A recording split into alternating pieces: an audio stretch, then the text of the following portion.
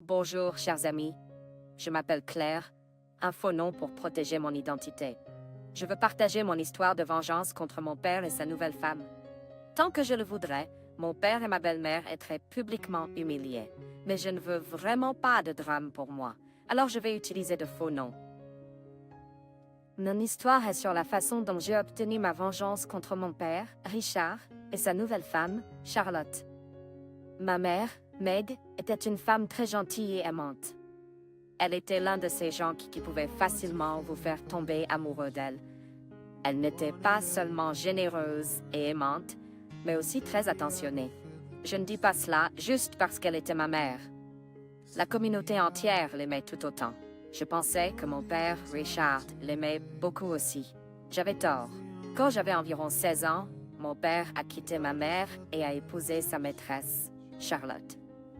Ma mère était en train de se faire traiter contre le cancer et mon père a décidé qu'il serait une bonne idée de la tromper avec ça. Meilleure amie. Apparemment, cela durait depuis 1 an, depuis le diagnostic de ma mère. Un jour, mon père m'a simplement assise et m'a tout dit. Il a dit « Je suis sûr que tu as entendu dire que ta mère et moi allions nous séparer. Tu dois comprendre, Claire. Je ne peux pas être avec quelqu'un qui est malade. J'avais besoin d'une femme qui s'occuperait de moi. Charlotte me fait me sentir aimée. Tu as un culot d'essayer de me faire accepter ta maîtresse.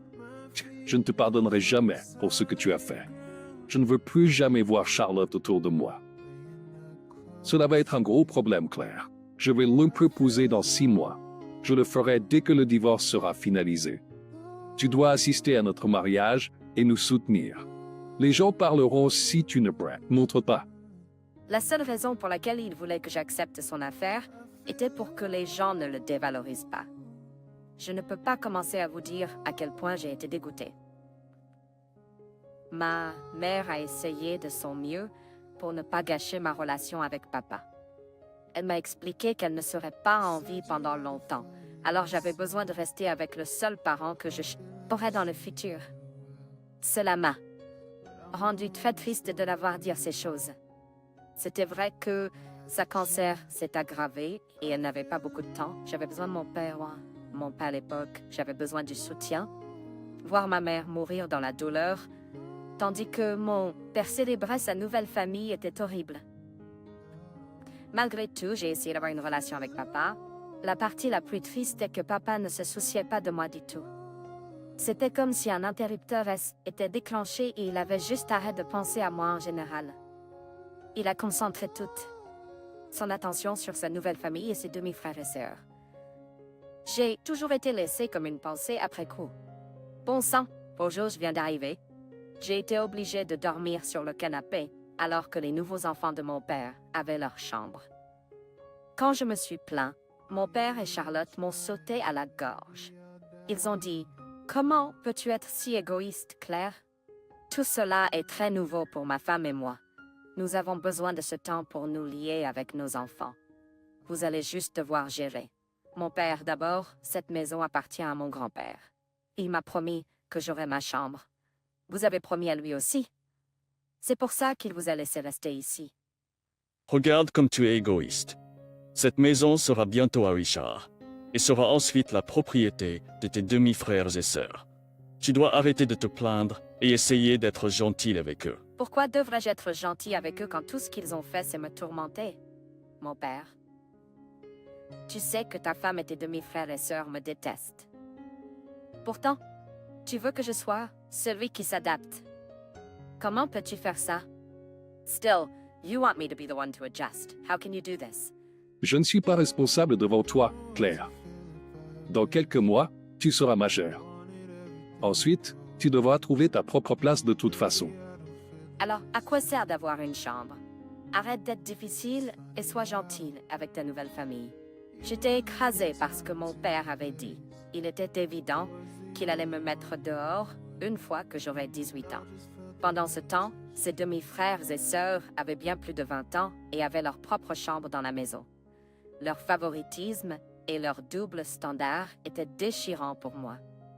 Ce qui a rendu les choses plus difficiles, c'est que ma mère est décédée quelques mois avant mon 18e anniversaire. J'étais anéantie, mais mon père n'a offert aucun soutien. C'est Jacques qui m'a aidé à tout organiser. Il m'a aidé à organiser les funérailles et a commencé à être mon tuteur. Il disait toujours, Ton père est un idiot, Claire. Il n'a aucune idée de la façon dont il a mal agi envers ta mère. Un jour, il se rendra compte et assumera les conséquences de ses actes. je ne m'attends plus à rien de sa part, grand-père. Il est occupé avec sa nouvelle famille maintenant. Il prévoit de me mettre à la porte quand j'aurai 18 ans. Je ne sais même plus quoi en penser. Ne t'inquiète pas, Claire. Tant que je serai en vie, je ne te laisserai pas sans tuteur. Tu peux compter sur moi pour tout. Alors, je suis allée voir Jacques chaque fois que j'avais un problème. Mon père était occupé avec sa nouvelle famille et n'avait pas le temps pour moi. Sa nouvelle famille n'aimait pas Jacques parce qu'il désapprouvait leur liaison et leur mariage, alors il ne s'occupait pas de lui. Il ne voulait que ses biens et attendait qu'il s'éteigne. Naturellement, nous sentions tous les deux isolés et nous nous sommes soutenus mutuellement.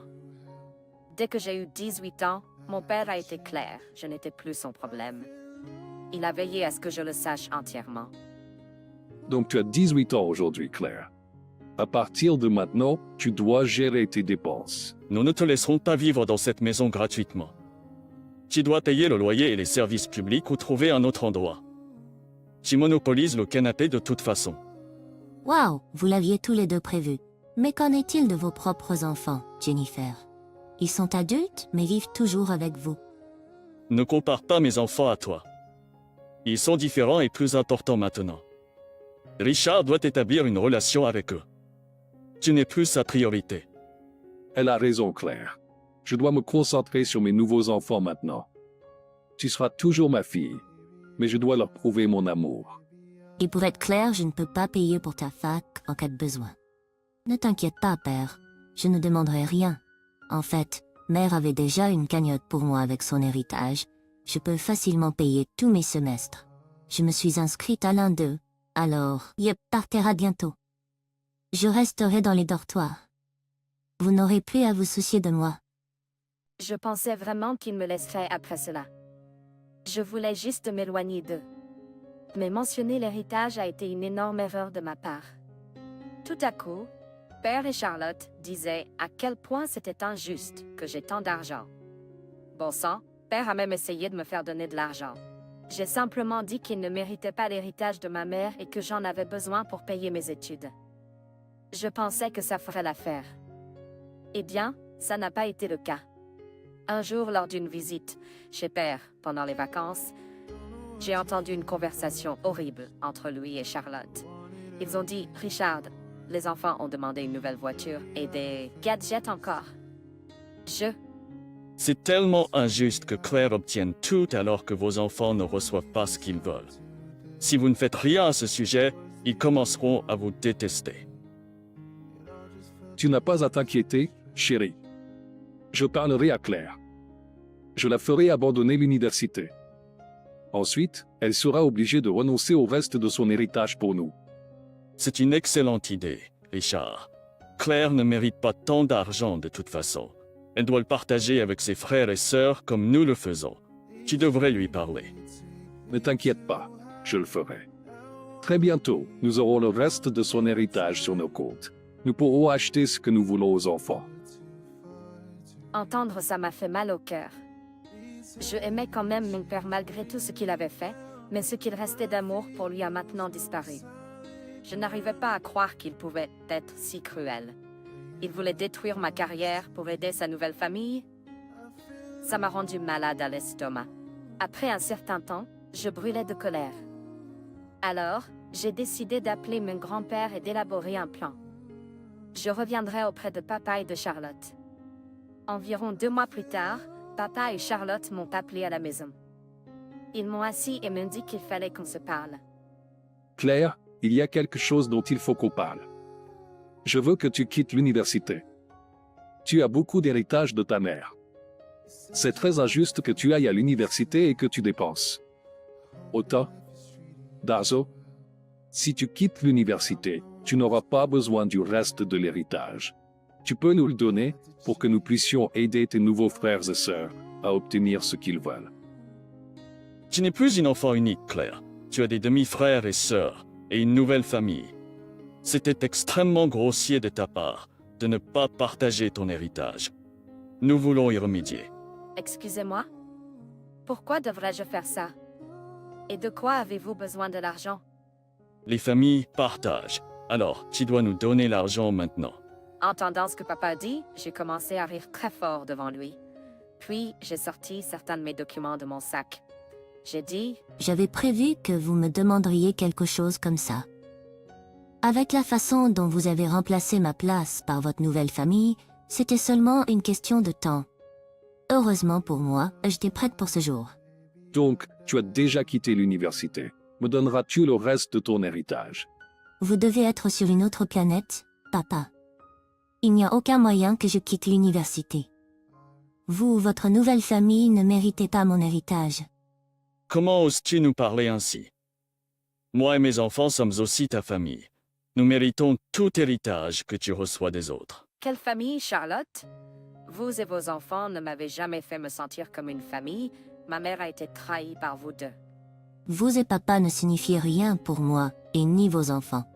Alors non, je ne vais pas abandonner mes études et vous donner de l'argent. Tu ne peux pas nous insulter dans notre propre maison, Claire. Tu dois t'excuser auprès de nous tout de suite.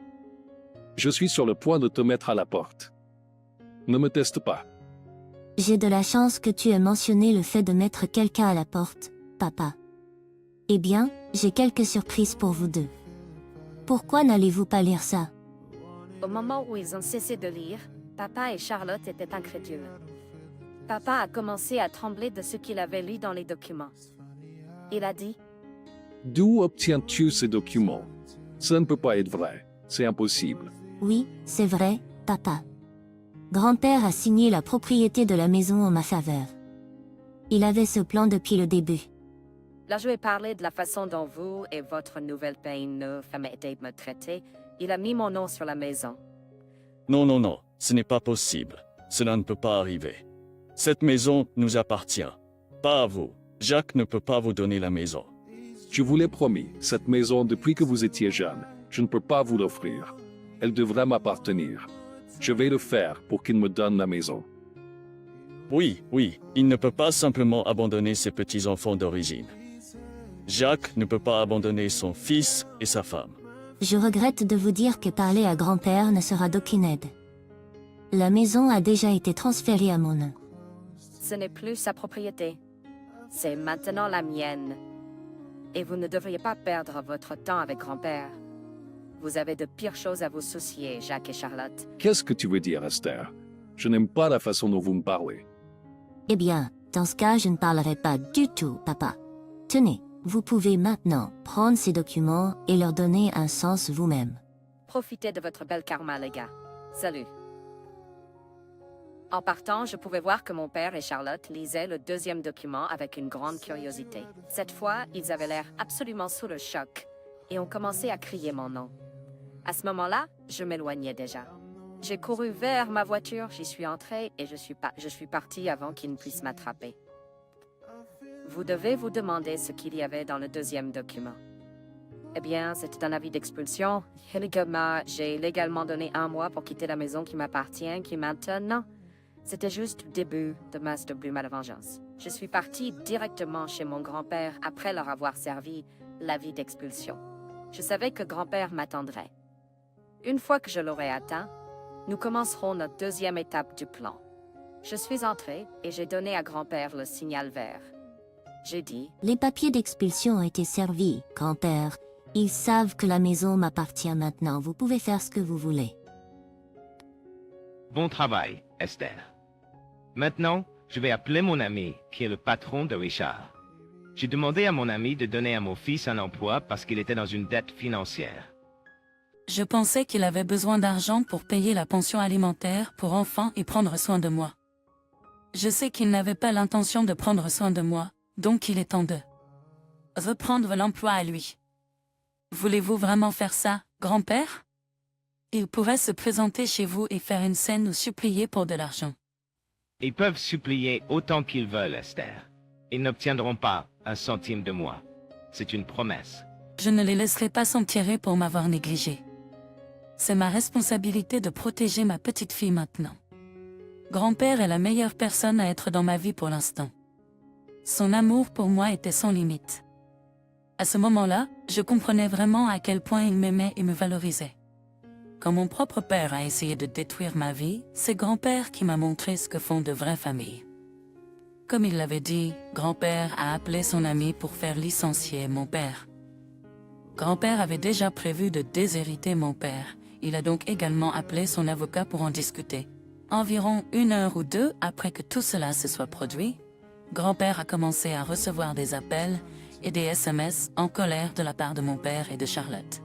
Grand-père a d'abord ignoré cela. Puis il a décidé qu'il avait besoin de dire à mon père ce qu'il avait sur le cœur. Il a pris l'appel et a dit « Qu'est-ce que tu veux, Richard? Je pense avoir montré clairement par mes actions que je ne t'aiderai pas. Père, tu ne peux pas me faire ça.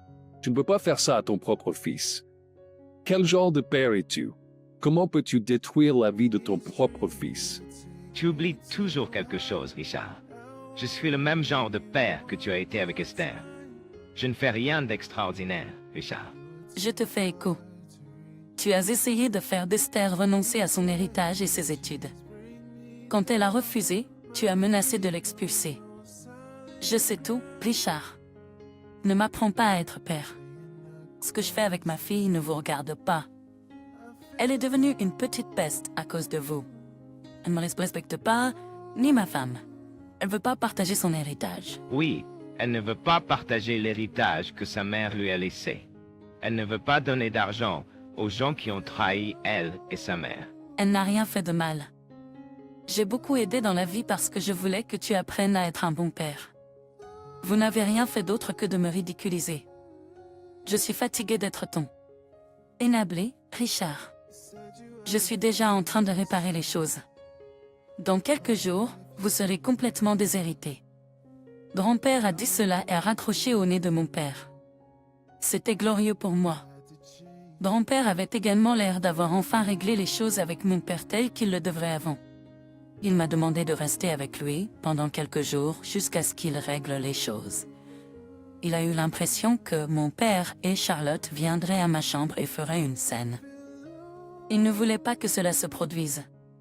Il avait raison, vous savez. Ma colocataire m'a informé que mon père et ma belle-mère avaient essayé de me rencontrer à la chambre.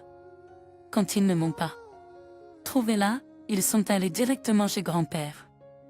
Ils ont dit « Où est cette petite sorcière? Esther a complètement détruit notre famille. Je ne peux pas croire qu'elle nous ferait ça. Tu dois la mettre dehors tout de suite.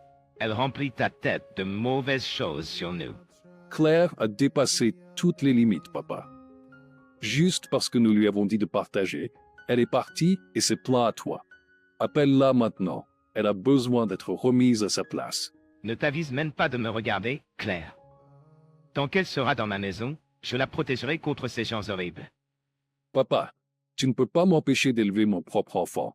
Je suis son père et son tuteur légal. J'ai le droit de la voir quand je veux. Je suis un adulte à part entière, papa. Tu as été très clair sur le fait que depuis que j'ai 18 ans, tes responsabilités à mon égard ont pris fin. Eh bien, devine quoi, cela signifie également que tu n'as plus aucun droit légal de me punir ou de m'emmener avec toi. Écoute-moi, Richard. Si tu sais ce qui est le mieux pour toi, tu prendras ta femme et tu quitteras ma maison immédiatement. Je t'ai déjà rendu la vie infernale. Ne me force pas à appeler la police sur toi aussi. Fais-moi confiance, fils, je n'hésiterai pas une seconde. Cela a suffi à faire partir papa de moi et mon grand-père tout seul. Charlotte a bien essayé de faire du boucan, mais papa l'a traîné loin de nous. Après cet incident, il y a eu quelques jours de silence radio de leur part. Cependant, lorsque la date d'expulsion est devenue proche, les larmes et les supplications ont repris d'elles-mêmes. Ils sont revenus à la maison pour nous supplier de les laisser rester. Apparemment, ils n'avaient pas d'économie et aucun moyen de louer un endroit. Leurs enfants ont refusé de trouver un emploi de policier. Ils ont également refusé de déménager malgré le fait d'être bien au-delà de 20 ans. Mon grand-père et moi n'y avons prêté aucune attention. Lorsque la période d'expulsion est terminée, papa et sa nouvelle famille ont dû quitter ma maison. Papa est quand même apparu à notre porte-step avec ses bagages, disant que Charlotte avait décidé de divorcer depuis qu'il ne pouvait plus. Papa s'est effondré en larmes et a supplié qu'on lui donne une autre chance. Je suppose qu'il a finalement compris ce que c'est que de se sentir abandonné et négligé. Eh bien, c'était un peu trop tard pour lui. Je lui ai dit que je ne voulais rien avoir à faire avec lui. D'après ce que j'ai entendu, papa est actuellement en train de squatter sur le canapé d'un ami et de chercher un nouvel emploi. Son dernier licenciement n'a pas bonne allure sur son CV, donc les gens rejettent ses demandes d'emploi gauche et droite. Je ne sais pas où Charlotte et ses enfants sont, mais je sais qu'elle a demandé le divorce.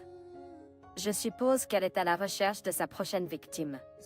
Pas que je l'appellerai une victime. Moi et mon grand-père sommes toujours aussi proches que jamais.